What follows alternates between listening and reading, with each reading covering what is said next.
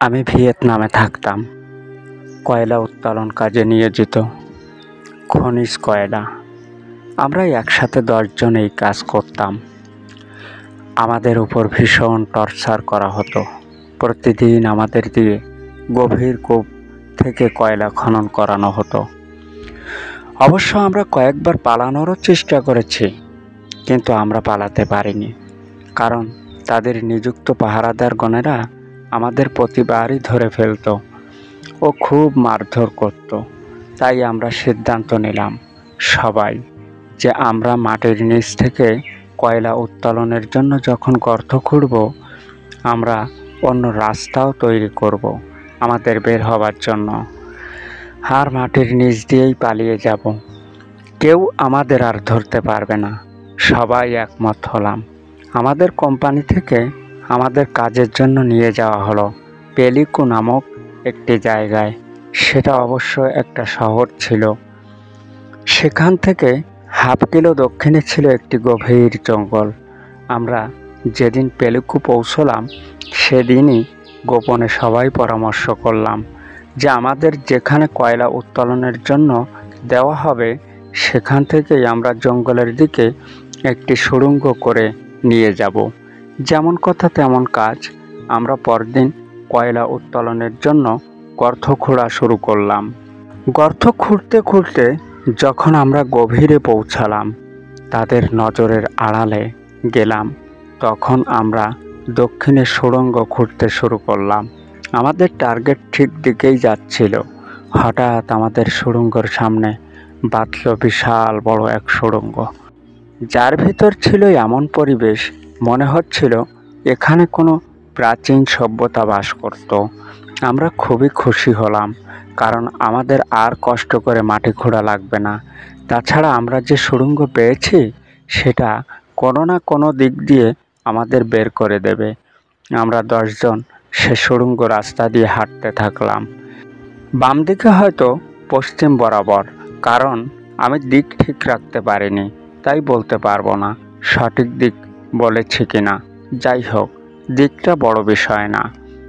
আমরা চলতে থাকলাম। অবিরত 1 কিলোমিটারের অধিক চললাম। ভয় হচ্ছিল আমাদের দেরি দেখে খোঁচর আমাদের পিছে না লাগে। আমরা দ্রুত হাঁটতে লাগলাম।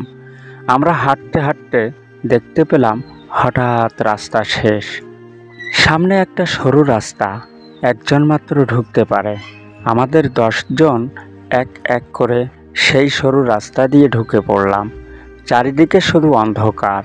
আমাদের কাছে গর্ত খোঁড়ার সময় টর্চ এনেছিলাম, আর এই টর্চ জ্বালিয়ে নিলাম। আমরা সরু পথ দিয়ে চলতে থাকলাম।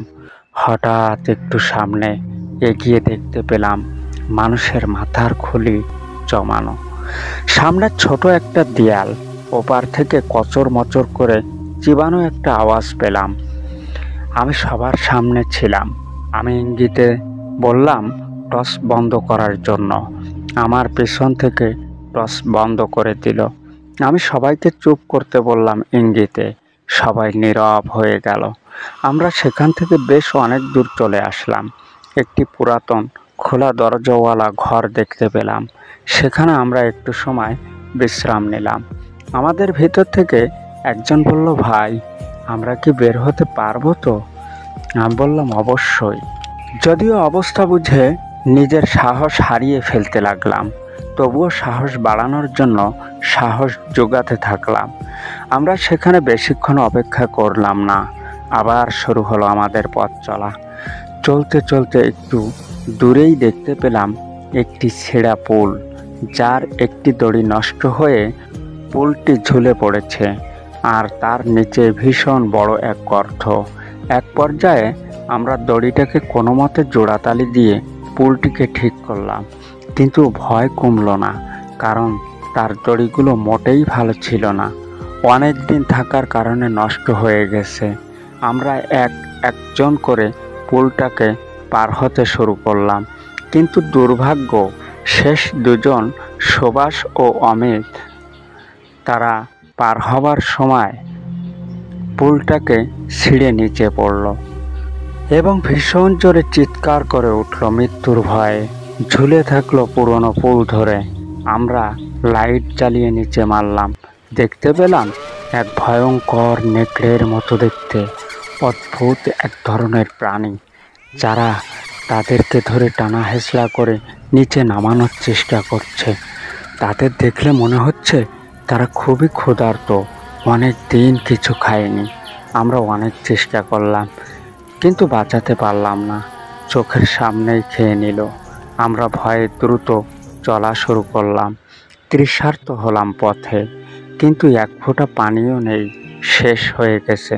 তবুও প্রাণ বাঁচানোর জন্য শরীরের যতটুকু শক্তি ছিল সব ব্যয় করে আমরা প্রাণ বাঁচানোর চেষ্টা করতে থাকলাম। কিন্তু অদ্ভুত বিষয় হলো, আমরা যত সামনে এগোচ্ছিলাম ততই ভয়ঙ্কর সব আওয়াজ শুনতে থাকলাম। একটু সামনে এগোতে আমরা দেখতে পেলাম একটা নালা বয়ে চলেছে। আমরা নালার পাশে দাঁড়ালাম, কারণ আমাদের নালা পার হতেই হবে। আমাদের নিকট যে রশি ছিল সেই রশি বের করে আমাদের 8 জনের মাজায় বেঁধে নিলাম, কারণ ইতিপূর্বে পুল পার হতে যে আমরা খুব শিক্ষা পেয়েছি। তাই যাতে কেউ কাউকে ফেলে রেখে না যেতে হয়, তাই এই পদক্ষেপ বেছে নিলাম। আমরা খুবই পিপাসার্থ। পানি পান করতে যেয়ে দেখি পানি খুবই দুর্গন্ধ, পচা মাংসের। তাই পানিকে নিরাপদ মনে করলাম না।